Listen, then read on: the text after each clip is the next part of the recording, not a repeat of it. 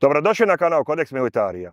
U ovoj trećoj epizodi našeg serijala o tenku T-55 ući ćemo u njegovu upotrebu u jugoslavenskoj i kasnije u hrvatskoj vojsci. Imamo idealnog sugovornika za to. S nama je Marin Sabolović, doktor znanosti, publicirani autor i voditelj galerije Barutana. Marine, kako je T-55 došao u tadašnju JNA?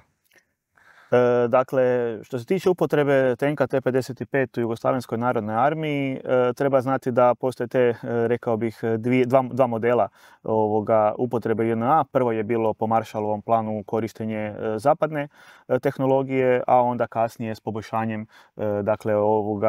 odnosa nakon onog zahlađenja Tita i Staljina dolazi do 1962. godine kada mi u upotrebu uvodimo tenk T-55 i to je naručeno oko 1800 komada koji su u različitim intervalima dolazili na prostor Jugoslavije. S tim da treba naglasiti zapravo da smo mi koristili sve tri izvedbe, rekao bih ove nama bliske izvedbe ovoga tenka T-55, dakle rusku verziju, čehoslovačku i poljsku verziju. Prepoznat ćemo tu razliku, oni vrhunski poznavatelji tenkova u zapravo brojevima ovoga, tako da onaj ko poznaje ovaj tenk ovdje moće prepoznati da se zapravo radi o ruskom modelu, iako izvana nema toliko velikih razlika, ali iznutra u sustavu kvačila i tako dalje, hidrauličkog pogona i ostalo, dakle pogona kretanja, i onda se vidi zapravo o koje verziji riječ.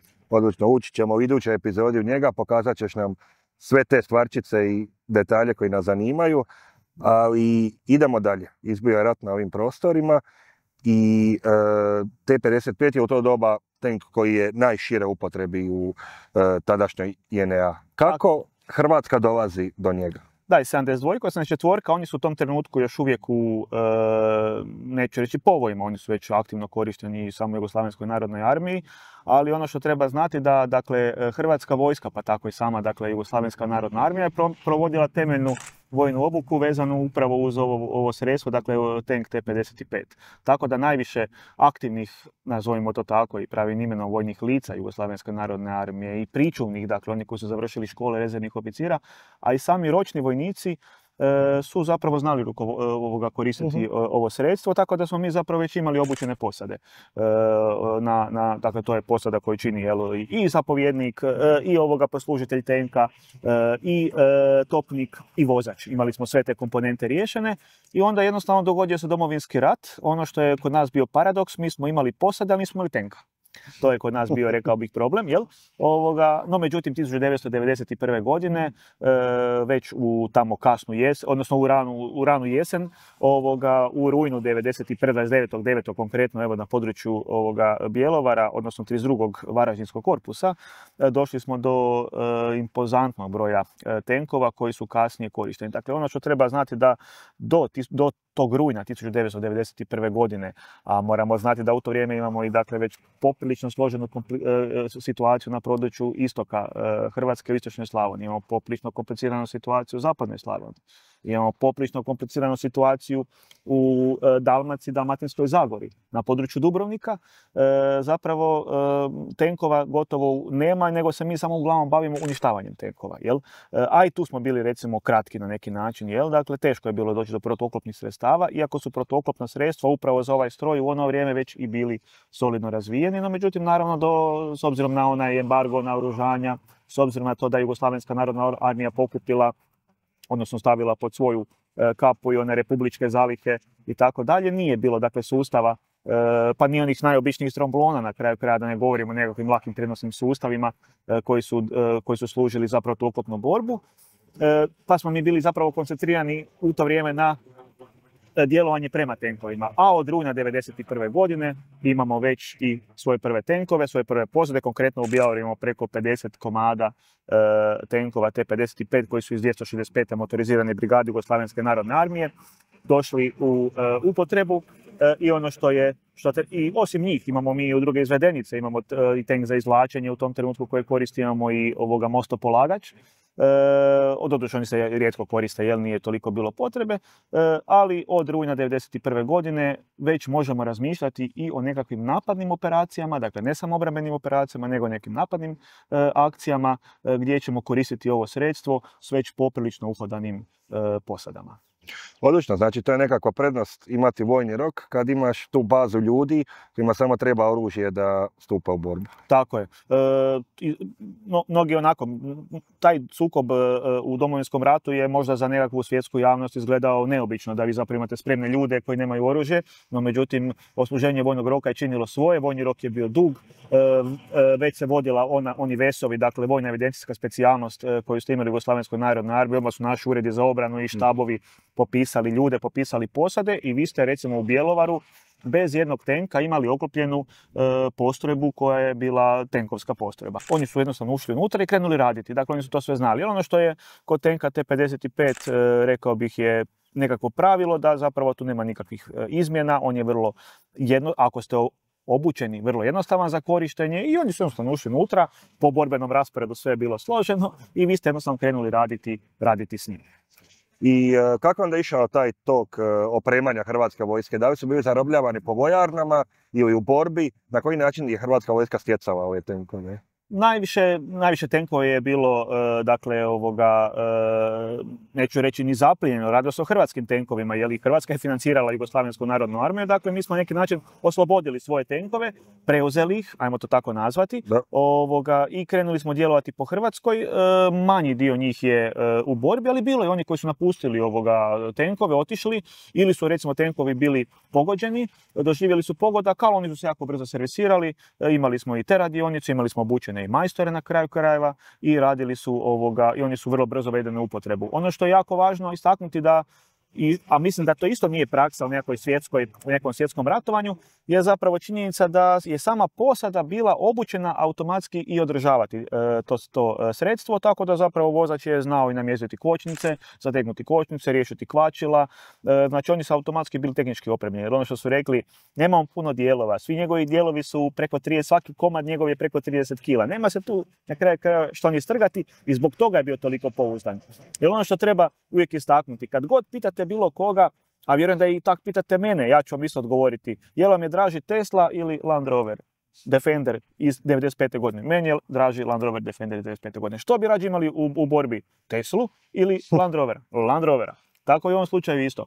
Nevjerojatno možda zvuči, ali ako pitate me, 84. je u odnosu na T-55 bila apsolutno razvijeniji stroj. Da. Ali na samim počecima elektronike i struje u tenku. Ovo je čista mehanika.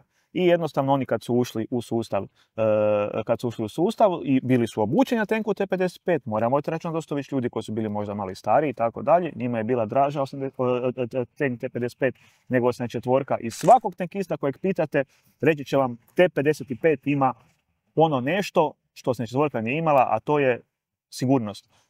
I to ćemo kasnije proći kada ćemo ući unutra. Upotreba tenka u mirnodopsko vrijeme, u onom dijelu vježbanja i tako dalje je jedno, ali upotreba tenka u životno ugroženoj situaciji rata je nešto sasvim drugo. U tom trenutku vi trebate pouzdani stroj kojim apsolutno vladate. I znate točno kako sam jednom trenutku čuo, to je jedna onako poštapalica, stavio u tenku, odnosno njegov top, granatu ili cijepanicu, puknuće. Tako da je to. Ne, apsolutno da je ta pouzdanost ključna stvar. Ne možeš si priuštiti, naprosto je previše toga na kocki da bi da moraš minimizirati sve rizike koje preuzimaš i pouzdanost tog vozila u kojem se nalaziš je ključna u tome. Da li ima još nekih dojmova sa bojišnice? Da li ima još nekih dojmova naših tenkista o ovom tenku? Pa ima, dakle mi kako već godinama sam u to uključen, dolazi nam posade tenkova uglavnom i onda imate različite njihove anegdote i priče. Imate priču jednog čovjeka, recimo meni vrlo zanimljiva, koji je sam navlačio gusjenice, dakle bio je na području juga, dakle na krškom području. Naravno da neko ko je s kopna nije naučio ratovati na području juga, uključujući koristiti ovaj tank na krškom području i izula mu se gusjenica, što nije ništa neobično, no međutim ono što je zanimljivo, tank je bio pod djelovanjem, dakle pucali su na njega, on je bio onako sakriven jednim grudobranom, ali su djelovali na njega, vozač je ispuzao na nužni izlaz, dakle ispod tenka, navukao je sam gusjenicu, servisirao je gusjenicu, vratio se nazad u borbeni raspored i krenuo djelovati. Imate recimo priču mog, nažalost pokojnog pukovnika Banjeglava, koji je bio zapovjednik oklopa u 105. brigadi, njegova dva ranjavanja na tenku, dakle da je cijelo vrijeme kao zapovjednik rata proveo rat sjedeći na tenku, a ne u tenku. Jer je rekao da će mu sigurno biti lakše ako će biti pogođen na tenku nego u tenku. I 2 puta je zaista ranjen na tenku, ne u tenku, i rekao je da se kod njega lukovi nisu smjeli zatvarati, iako po borbenom rasporedu pravilo je bilo, znači da se i njegovom djelovanju da se skidaju blatobranji, zatvaraju se svi poklopci, dakle i onda on krene djelovati. No međutim, on je rekao da je luk bio otvoren, a on je ovako kao što ja sad sjedio na luku i tako je 2 puta bio ranjen, 2 puta je preživio. Dakle, očito je njegova teorija držala vodu. Ono što bi ja istaknuo još za T-55 je to njegova specifičnost, je to što je zapravo on bio i podmornica, koliko god to ludo zvuči, no međutim on se mogao kretati ne na vodi, nije bio amfibija, nego pod vodom. Jel? Dakle, i to na način poprilično primitivan, ali logičan. Zabrtvili su se dakle svi njegovi ulazi, svi njegovi lukovi, skinula se cijev se stavila na kupolu, ona je u tom trenutku služila za disanje i on je zapravo prelazio rijeke na način da je zapravo prolazio po koritu rijeke, dakle ulazio unutra u rijeku i izlazio van. Ako bi slučajno se dogodila situacija da prodre voda ili nešto tako, koristili bi se boce s kisikom koje su inače služile i za paljanje i za disanje. Tako da nevjerojatno koliko je taj tank, to je već sad starac 70 godina, tehnologija njegova je 70 godina, koliko je on zapravo bio apsolutno inženjersko čudo. I zato je bio toliko uspješan, je proizveden u toliko komada, izvezen u toliko država. Ali eto, godine prolaze i Hrvatska vojska dobiva modernije tenkove, ali smanjuje se u veličini. Kako je izgledao taj izlazak ovog tenka iz službe u Hrvatskoj vojsci? Tank T-55 se odlazi u mirovinu 2000. godina u Hrvatskoj vojsci i kako to već biva sa svakim starim tenkom, sudbina svakog starog tenka je ista. Dio će završiti u muzeju, dio će završiti kao sredstvo za vježbanje na način da se njega bude gađalo, ali očito mu je to predispozicija, dakle da jednostavno u nekom trenutku ipak bude pogođen, ovoga puta bez posade i zamijenjen novim modernim tenkovima. Dakle, 84-kom i evo sad u nekim novim sustavima i perspektivi više od istočnog nekakvog naoružanja i odustajemo. I dakle, definitivno da su to svemirske razlike između njih, jednostavno to više tenkovi ti nisu za usporedbu. Ne možemo usporediti ni načine ratovanja, ali ono što je zanimljivo da je u Domovinskom ratu improvizacija čovjeka bila ključ i opreme ovog tenka. Od toga da su se oko njega stavljale improvizirane ograde da bi se spriječilo izravno djelovanje na tenk, da bi se dakle kumulativni mlaz ranije aktivirao. Stavljali su se dakle plastične odnosno gumeni dijelovi isto tako da bi se spriječilo. Evo jedna zanimljiva situacija gdje je Hellcat, dakle maknut je kupola od tenka, dakle modul i onda je stavljen Hellcat sa svojim topom. Mislim, nevjerojatne improvizacije, ali to je ono što je on omogućavao. Danas vi u suvremeno vrijeme s novim tenkom više ne možete ništa. On ima dakle svoje sklopove, njemu se ulje mijenja kako se mijenja, možda mora ići cijeli motor van i tako dalje i nema improvizacije. Više nema improvizacije. Čini mi se da to moderno vrijeme više ne dozvoljava, ali jednostavno u ono vrijeme improvizacija je bila majka, a ovo je bio stroj koji je bio spreman za improvizaciju. Njega su zvali tenkisti kozom, starim Rusom, što bi značilo stari, robusan, pouzdan stroj, ne možete od njega očekivati neočekivano, to neće dati, ali vam pruža pouzdanu zaštitu i vrlo je pouzdan u djelovanju. I jednostavno i kad je bio s druge strane, znali ste na što djelujete. Odlično, Marine. Hvala ti, mislim da je to bilo vrlo poučno.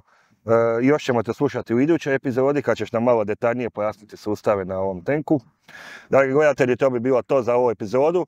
Uskoro nas čeka izlazak 4. epizode, tako da pretplatite se na kanal ako niste, da ne propustite tu epizodu. Marin se vraća u jednoj još duljoj i detaljnijoj epizodi kojim ćemo zaista ući duboko u to kako ovaj tank funkcionira.